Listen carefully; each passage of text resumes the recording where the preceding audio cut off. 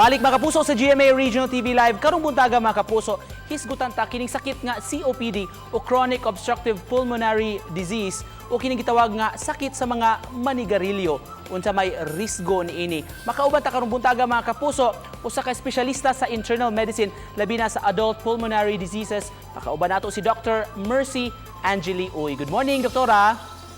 Hello, good morning Sir Nico. Good morning. Daghang kay salamat Dok sa pag-uban namo karong buntaga alang sa atong mga punto medikal nga hisgutan. Dok, what is COPD Dok? Unsa may risk gyud aning COPD kung mataptan ang usa ka tawo Dok? Okay. Ang kanang COPD, ang pasabot anak kato imong nasulti no, chronic obstructive pulmonary disease. So, atong usahon ang kanang chronic buot pasabot anak dugay no, inanay nga pag-develop. Obstructive barado.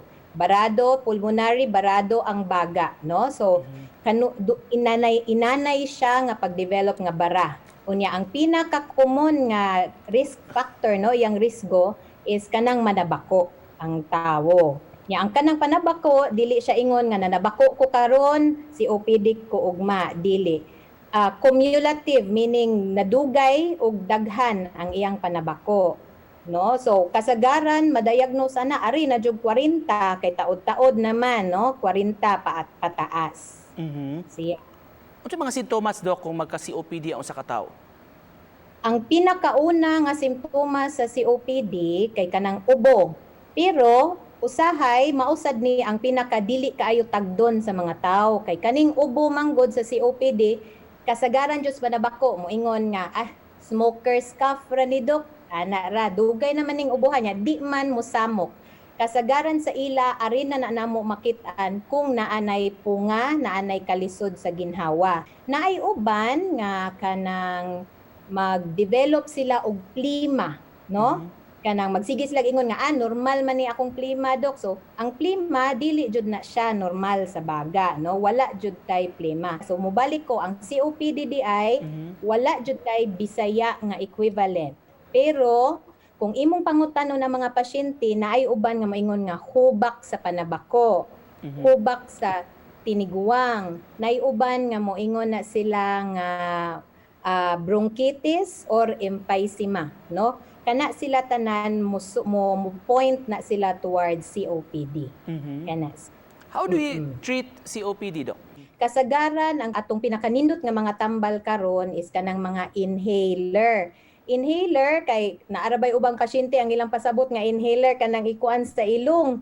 Dili naa jud tay mga tambal nga atong gamiton nga maintenance para pabuka sa agian or paluag sa agianan sa hangin ana niya. Kanya sakto di ay ang COPD ang pagdiagnose kinahanglan jud ta og laboratorio nga test ana kanang gitawag nga spirometry siya.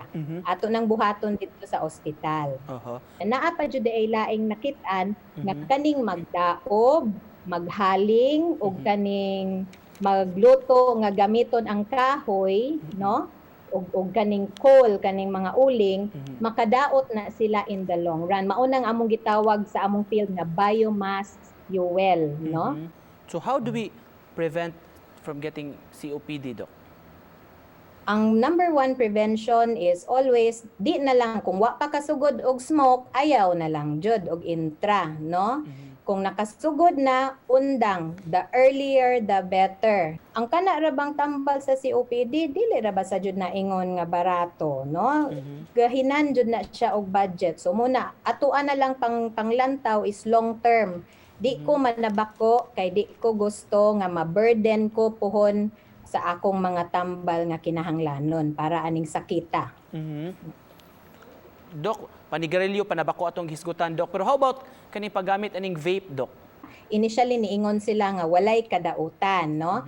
Eventually pag 2009 naana sila yung mga nakita nga ginagmay hantod a few months back or last year katong mga makita nato nga injury sa lung nga na kuan jud to nga naglisod o ginhawa ang mga batan-on.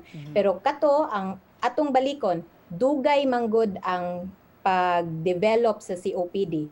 So sa pagkakaroon nga 16 tuig pa ang vaping since 2004, dili pa ta kakita kung makakos ba siya og COPD. But kami sa amo ang society sa sa pulmonary specialist diri sa nasod, no, kanang Philippine College of Chest Physicians, we do not advocate vaping, no. Arita sa kuan Dok, karong buwan na November Lung Cancer Awareness Month. Unsay relationship sa COPD ug sa lung cancer? Ang magka-COPD Dok, magka-lung cancer basab pod?